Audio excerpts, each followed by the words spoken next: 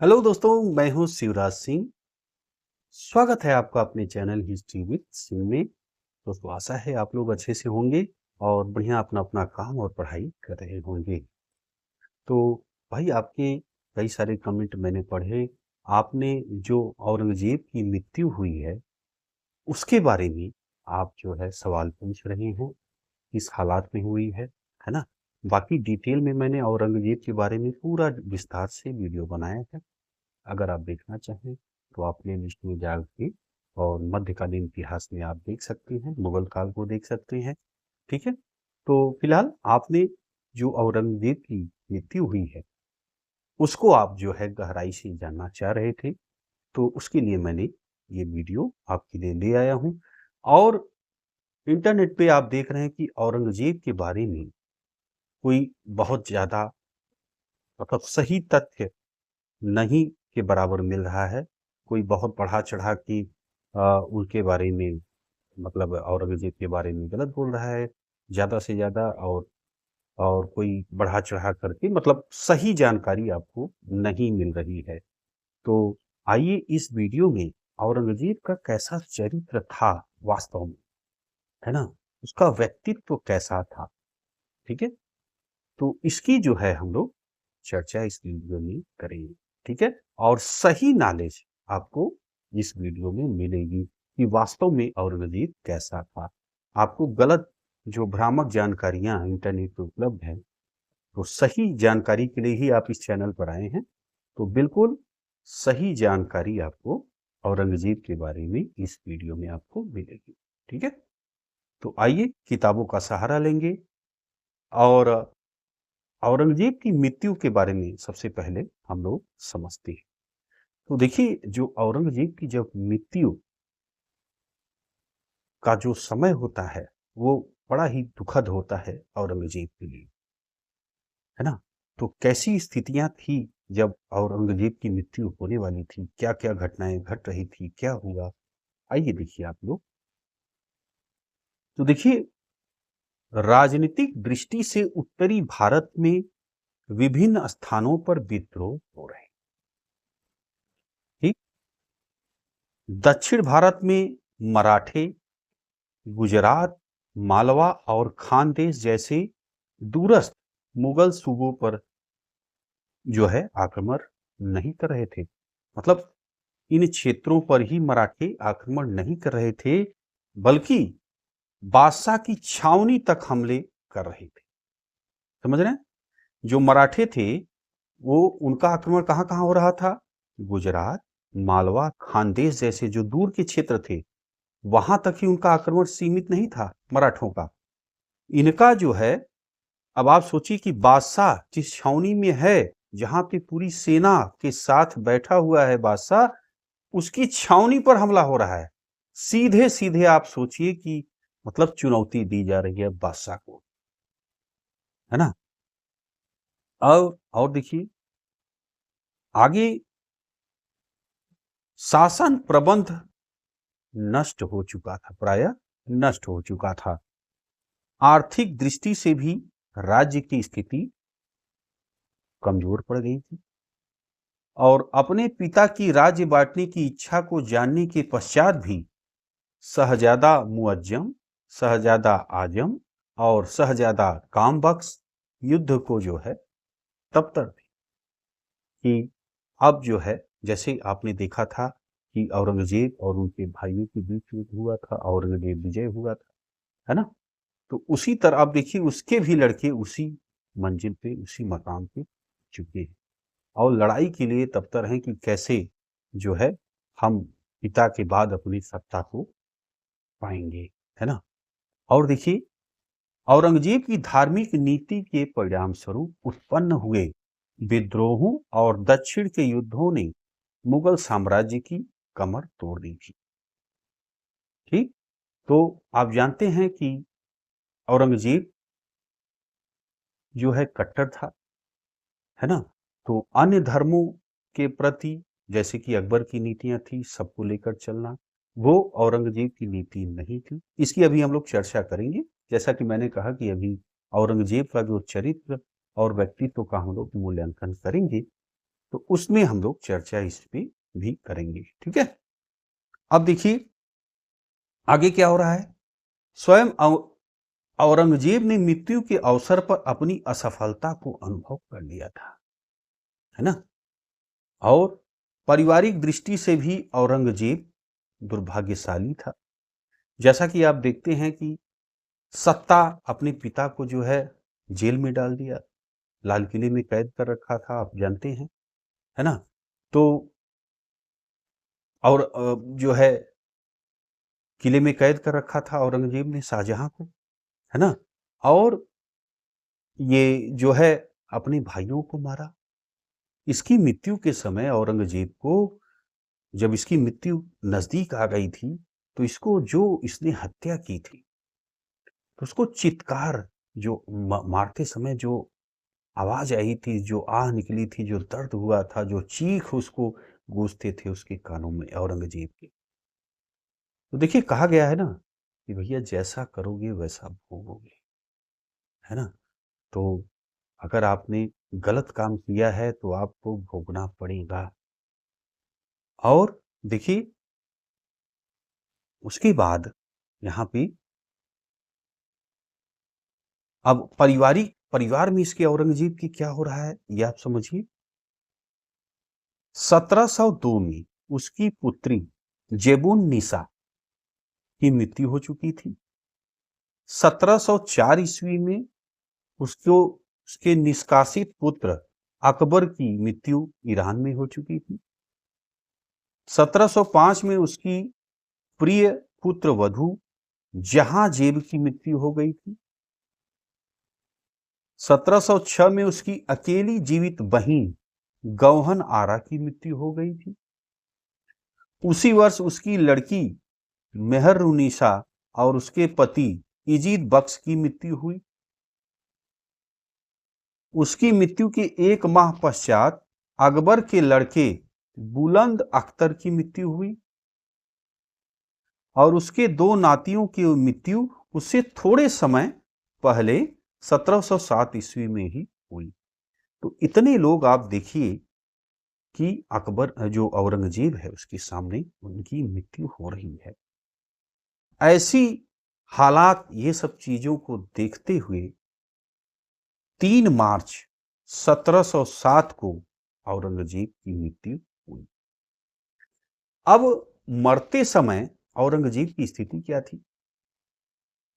तो औरंगजेब जब मरने वाला था उसकी हालात उस समय ऐसे थे कि उसको सुनाई कम दे रहा था, है ना। और उसका एक पैर जो है दिक्कत हो रही थी, एक पैर उसका खराब हो गया था, तो चलने में उसे दिक्कत हो रही थी। उसकी तबीयत एक बार खराब हुई, बुखार ज्यादा, फिर थोड़ा सा सही हुआ, आराम हुआ, फिर तबीयत खराब हो गई और बुखार तगड़ा हुआ। तो समझ गया था कि भैया अब मैं बचने वाला नहीं हूं, ये जान गया था औरंगजेब। और औरंगजेब को जो अंतकाल उसका नजदीक था, तो वो बहुत ही पश्चाताप कर रहा था कि उसको, जैसा कि मैंने आपको बताया कि जो हत्या इसने की थी अपने भाइयों की, अपने पिता की हत्या की थी, है ना। तो उसकी चीखें, उसका जो पश्चाताप को गूंज रहा था, उसको बहुत दुख हो रहा था। उसने प्रार्थना भी की अल्लाह से कि हमने जो है सत्ता के लालच में बहुत अपराध किया है।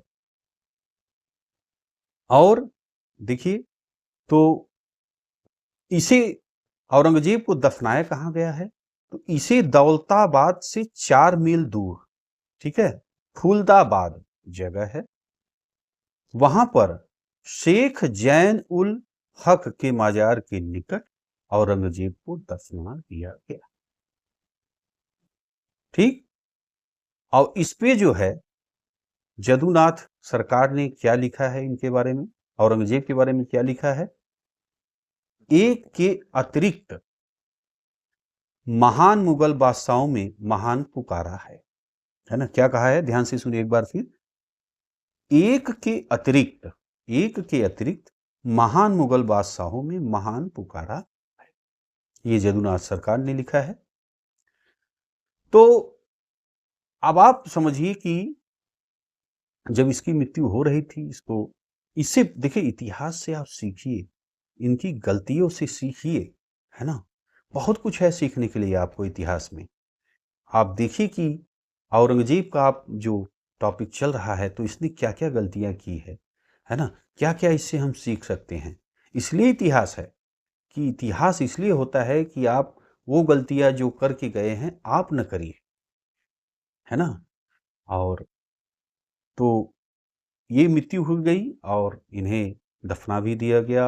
और औरंगजेब ने कहा भी था कि भाई, जो मेरी कब्र होगी उसको बहुत ज़्यादा सजाना नहीं है, खुले आसमान के नीचे आपको पत्थर उत्थल नहीं लगाना है, और मिट्टी से जो है आप ढकिएगा, बहुत सजावट नहीं करनी है। तो इस तरह से आज भी आप कब्र देखते हैं औरंगजेब की।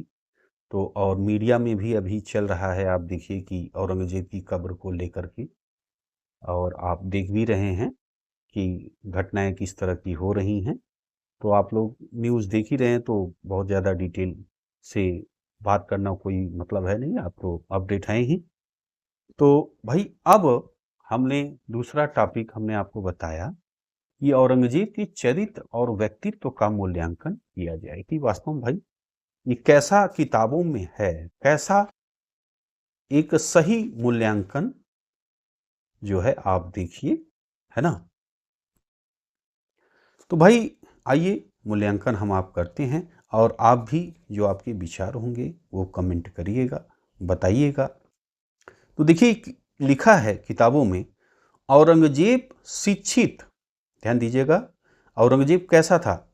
औरंगजेब शिक्षित था, पढ़ा लिखा था, मेहनती था, संयमी था, दृढ़ निश्चयी था, धार्मिक था, योग्य सैनिक और सफल सेनापति था। इतने गुण जो है औरंगजेब में थे। उसे फारसी, तुर्की और हिंदी का अच्छा ज्ञान था। 3 भाषाओं का उसे अच्छा ज्ञान था। कौन कौन सा? फारसी, फारसी यानी जो ईरानी भाषा, तुर्की, हिंदी, ठीक है। उसका अध्ययन अच्छा था और उसे विद्वान माना जा सकता था। वह अत्यधिक परिश्रमी था। सर जादूनाथ सरकार ने उसकी जो रोज की कार्य व्यवस्था थी के बारे में लिखा है कि बादशाह की दृष्टि से कार्य करते हुए उसे कठिनाई से 3 या 4 घंटे ही सोने का अवसर मिलता था। आप सोचिए कि कितना ज़्यादा व्यस्त था औरंगजेब कि 3 से 4 घंटे ही उसे सोने को मिलता था। शासन का कोई ऐसा विभाग न था, किसी भी अधिकारी की ऐसी कोई नियुक्ति न थी, और किसी भी युद्ध की कोई ऐसी योजना न थी जिसे औरंगजेब स्वयं न देखता हो। अब आप देखिए, यहाँ पे आप अकेले ये सब कुछ कर रहा है, और जबकि ये फेलियर है। आप इतना बड़ा राज्य कर रहे हैं और सब कुछ आप ही करेंगे, तो कैसे काम चलेगा, है ना। तो यहाँ पे ये देखिए कि इसकी जो विश्वास अविश्वास था, इसके अंदर विश्वास की कमी थी, लोगों पे विश्वास नहीं करता था। आपने देखा कि अपने भाइयों को सजा दी, अपने पुत्र को सजा दी, है ना। अपने जो सगे संबंधी थी उनकी जो है हत्या कराई। तो ये विश्वास न करना, इसकी एक देखिए यहाँ पे सबसे बड़ी कमी दिखती है, और इसकी वजह से इसके ऊपर लोड ज़्यादा है और सारे हर काम को ये कर रहा है। तो इसलिए देखा आपने कि ये मात्र 3 से 4 घंटे ही सो पाता था, है ना। और देखिए आगे क्या लिखा है औरंगजेब के बारे में। वह साहसी था। उसने जीवन की कठिन परिस्थितियों में धैर्य नहीं छोड़ा था। बचपन में हाथियों की एक लड़ाई को देखने के अवसर पर जब एक हाथी ने शहजादे औरंगजेब पर आक्रमण किया, तब भागने के बजाय शहजादे ने हाथी पर तलवार से आक्रमण किया और उसे भगा दिया।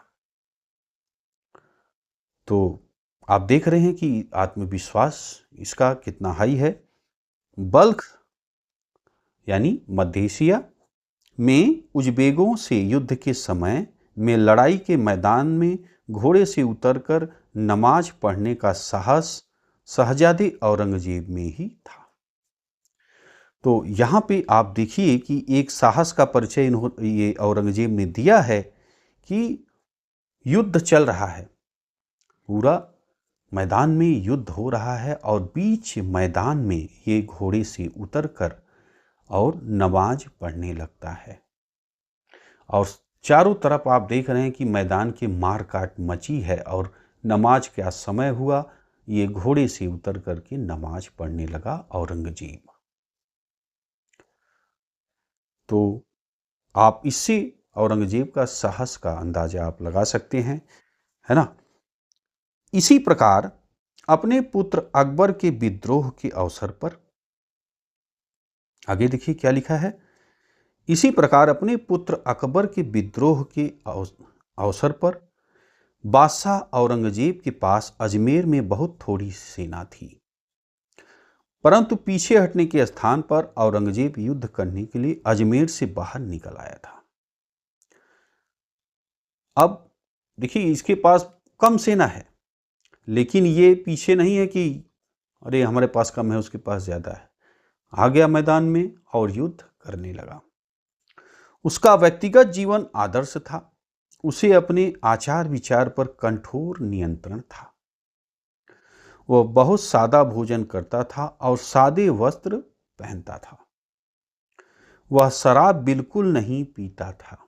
औरंगजेब उसने इस्लाम के कानून के अनुसार कभी भी 4 से अधिक पत्नियां नहीं रखी और एक प्रणय प्रसंग हीराबाई उर्फ जैनाबादी महल के साथ बुरहानपुर में, जबकि वह शाहजहां के द्वारा दूसरी बार दक्षिण भारत के सूबेदार नियुक्त किया गया था, के अतिरिक्त उसका जीवन स्त्रियों के संपर्क से निष्कलंक।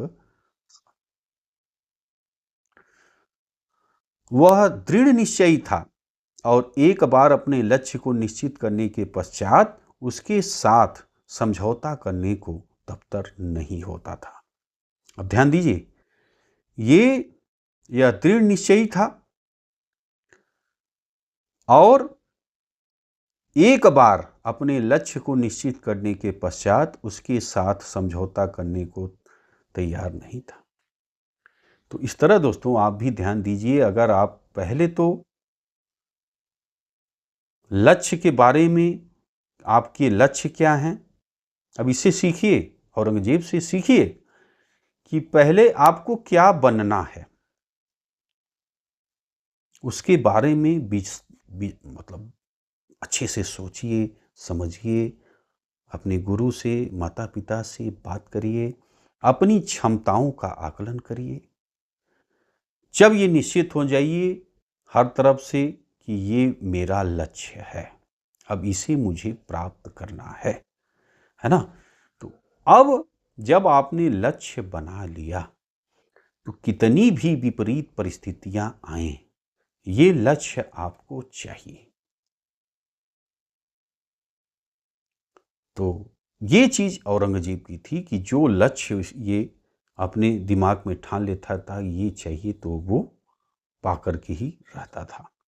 तो ऐसे ही आप अपनी जो पढ़ाई, आपने जो लक्ष्य रखा है उसके प्रति पूरी ताकत, पूरा समर्पण आप रखेंगे तो आपने जो भी लक्ष्य रखा है वो जरूर प्राप्त होगा।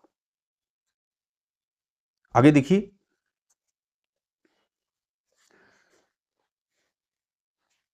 एक सैनिक की दृष्टि से औरंगजेब ने साहस और कौशल से अनेक युद्धों में भाग लिया था। वह प्रत्येक अस्त्र शस्त्र को चलाने में कुशल सिद्ध हुआ था। एक सेनापति की दृष्टि से वह चालाक और रणकुशल सेनापति सिद्ध हुआ था।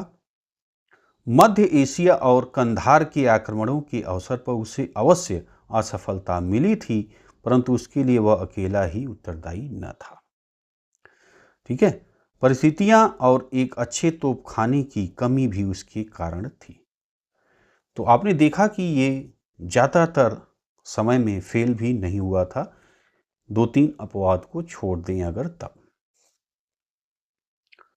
परिस्थितियां आपको मैंने बता दिया। उत्तराधिकार के युद्ध में जिस गतिशीलता और कौशल का उसने परिचय दिया था, वह उसकी सफलता का कारण बने।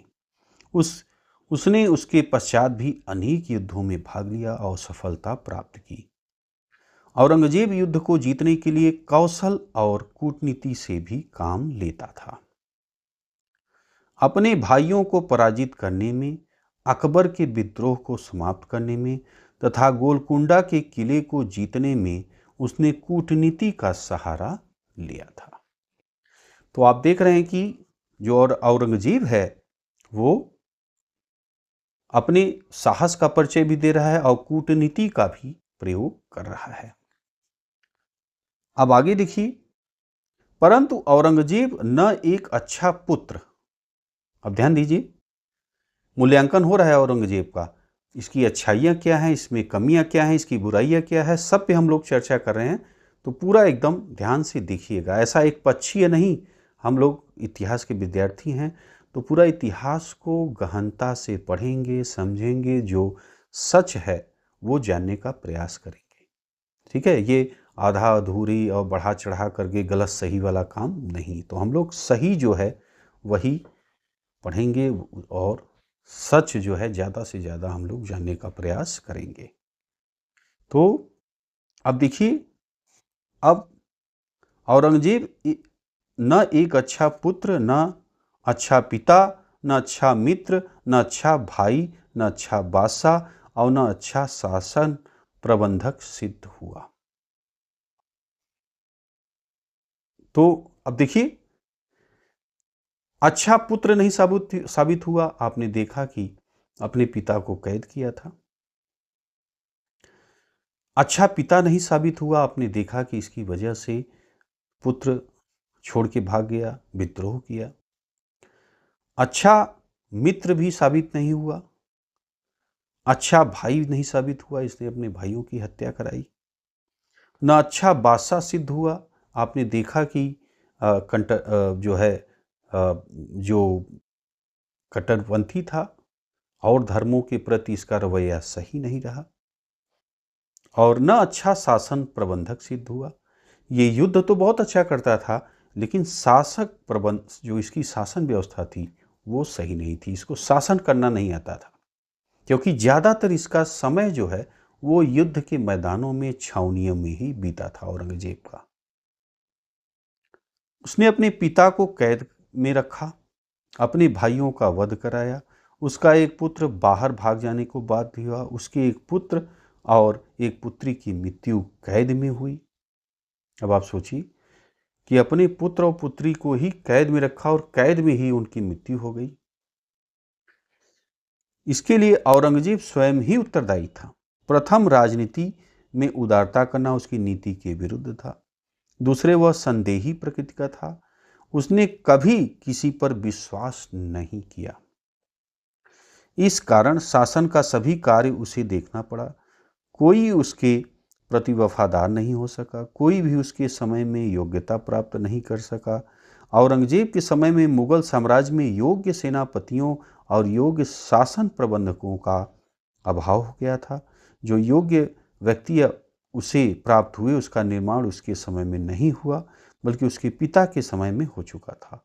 औरंगजेब का संदेही स्वभाव किसी भी व्यक्ति की योग्यता को बढ़ने देने से, मतलब वो नहीं चाहता था कि भाई कोई योग्यता या किसी का प्रभाव पड़े, ये नहीं चाहता था औरंगजेब, है ना। औरंगजेब एक अच्छा बादशाह सिद्ध नहीं हुआ और न एक अच्छा शासन प्रबंधक सिद्ध हुआ। उसके व्यक्तिगत चरित्र की मुख्य विशेषता धर्मांधता थी। यह कहा जाता है कि औरंगजेब 5 वक्त की नमाज पढ़ता था। औरंगजेब 5 वक्त का नमाजी था। नियम पूर्वक रोजे रखता था, इस्लाम के सभी धार्मिक नियमों का श्रद्धापूर्वक पालन करता था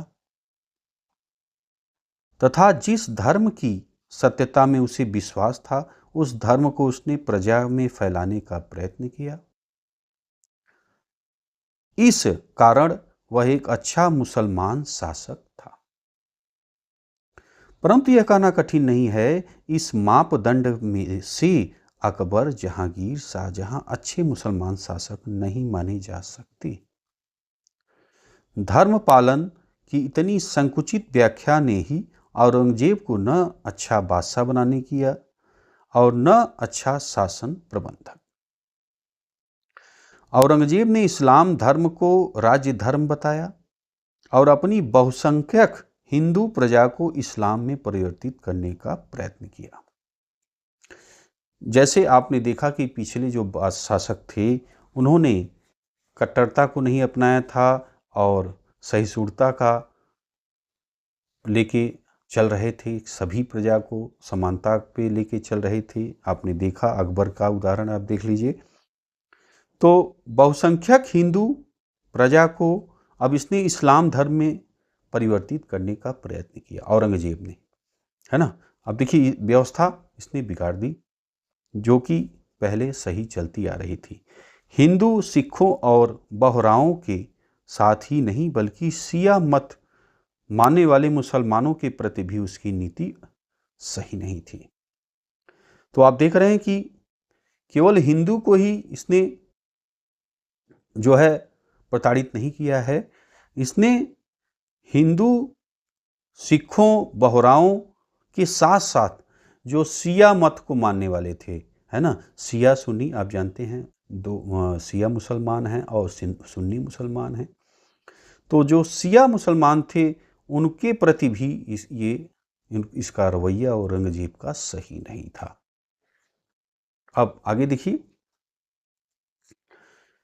जिस प्रकार उसने उस सभी के प्रति आर्थिक, सामाजिक, राजनीतिक दुर्व्यवहार, असमानता की नीति अपनाई, उससे उसने राज्य की एकता को नष्ट कर दिया, हिंदू और मुसलमानों के संबंध खराब कर दिए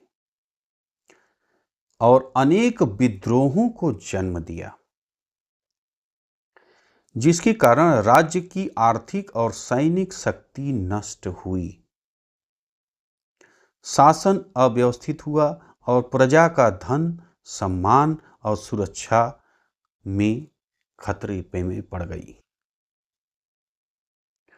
औरंगजेब की भावनाएं कितनी भी सही रही हों, परंतु धर्म की संकुचित व्याख्या ने उसके आदर्श और कर्तव्यों की परिभाषा को बदल दिया था।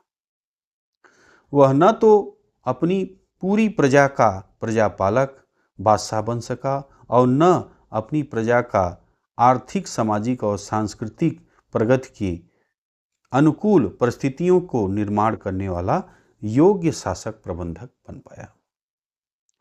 एक साम्राज्य निर्माता की दृष्टि से भी औरंगजेब असफल रहा। निसंदेह उसके समय में मुगल साम्राज्य की सीमाएं सबसे अधिक विस्तृत हो गई, परंतु उसकी दक्षिण की विजय अस्थायी और खोखली थी। साम्राज्य की श्रेष्ठता के समय से ही साम्राज्य के पतन का मार्ग खुल गया था। औरंगजेब दक्षिण विजय को संगठित न कर सका, अपितु ऐसा करने के प्रयत्न में उसने उत्तरी भारत की विजय की एकता भी नष्ट कर दी। उसकी मृत्यु के समय उत्तर और दक्षिण दोनों ही भागों में स्वतंत्र राज्यों का निर्माण आरंभ हो चुका था। तब भी मध्य युग के इतिहास में औरंगजेब का स्थान अच्छा है, उसकी सफलताओं के कारण भी, उसकी असफलताओं के कारण भी। इसका कारण सर जैदूनाथ सरकार ने उसे एक अतिरिक्त महान मुगल बादशाहों में महान पुकारा है और सर जैदूनाथ सरकार का औरंगजेब पर जो शोध कार्य है उसे देखते हुए उसके मत को प्रायः सभी इतिहासकारों को स्वीकार करना पड़ता है। औरंगजेब के समय की महानतम सफलता साम्राज्य का विस्तार था, है ना। तो ये औरंगजेब के समय में जो साम्राज्य विस्तार हुआ है वो और शासकों में जितने भी शासक थे उनसे ज़्यादा हुआ है। सर जदुनाथ सरकार ने लिखा है कि औरंगजेब का इतिहास प्रायः 60 वर्ष का भारत का इतिहास है।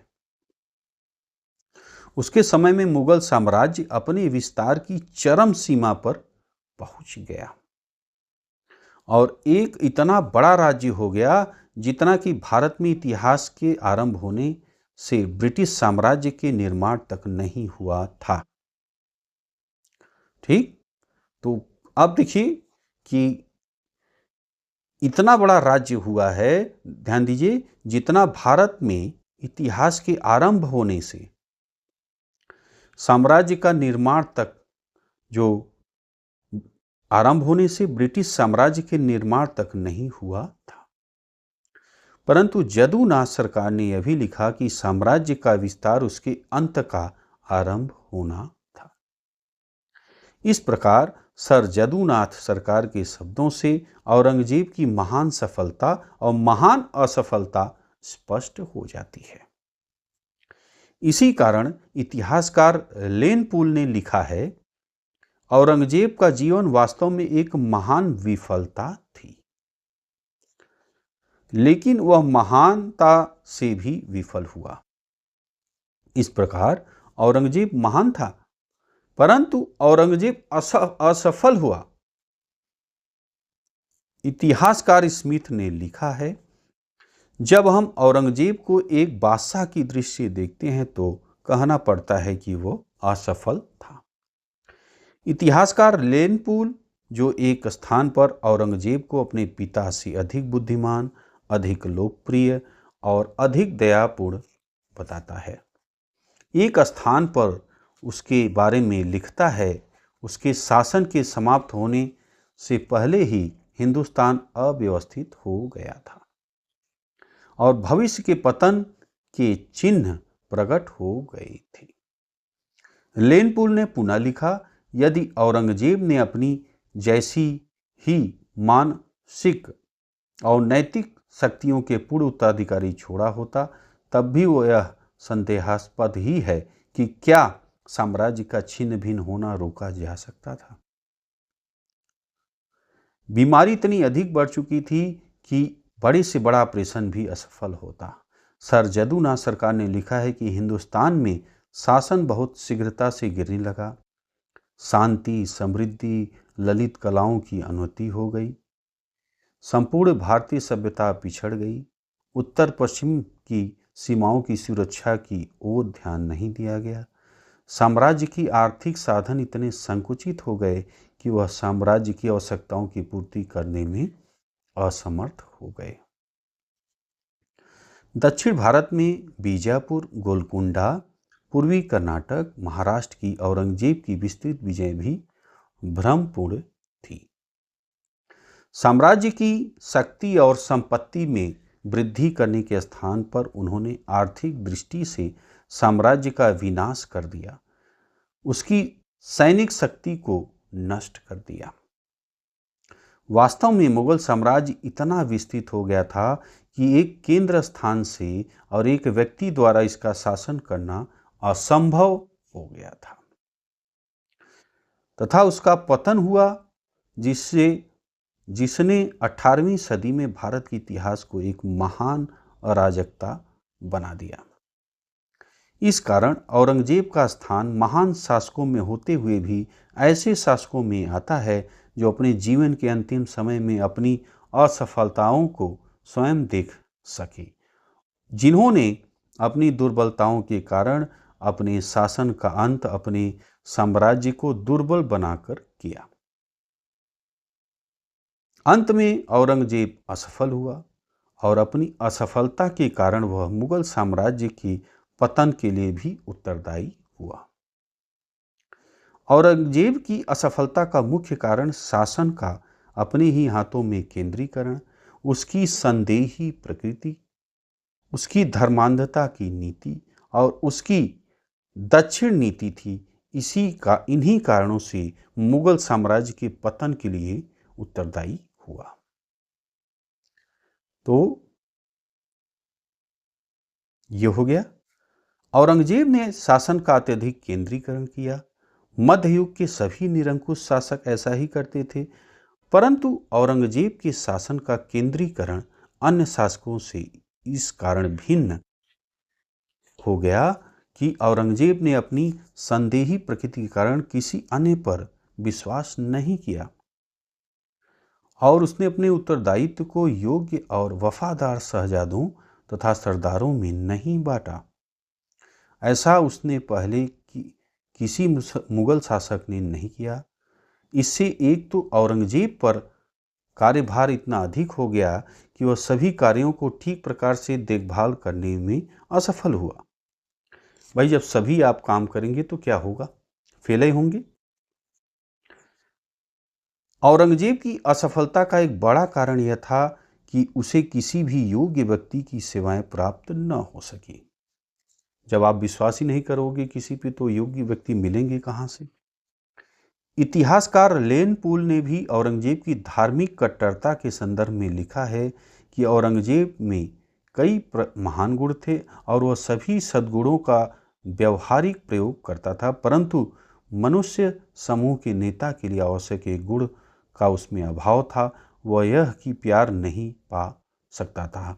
ऐसा व्यक्ति एक साम्राज्य का शासन तो कर सकता है, परंतु मनुष्यों के हृदय पर शासन नहीं कर सकता, है ना। और यहाँ पे इसके बारे में और क्या लिखने को मिल रहा है भाई, पढ़ने को मिल रहा है?